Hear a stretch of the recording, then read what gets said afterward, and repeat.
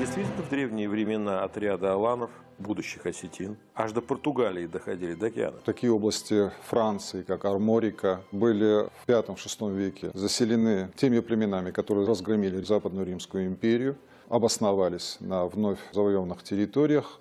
Более того, существует достаточно устойчивая традиция интерпретации названия испанской провинции Каталония как отражение слияния двух племенных названий – Готов и Алан, Готалания. То есть предполагается, что первоначальное название этой провинции – Готалания. И во всех энциклопедиях XIX века четко эта этимология указывает. А сейчас Каталония, надо же, я не знал. Можно указать и те сведения, которые, например, приводятся о количестве сармато-аланских воинов, которых Рим, наоборот, даже привлекал на свою сторону в качестве вспомогательных отрядов. В частности, еще во II веке новой эры, для того, чтобы защищать так называемый Адрианов вал, которым Римская империя разделила Британский остров и отделила римские территории юга острова от северных диких бритских территорий.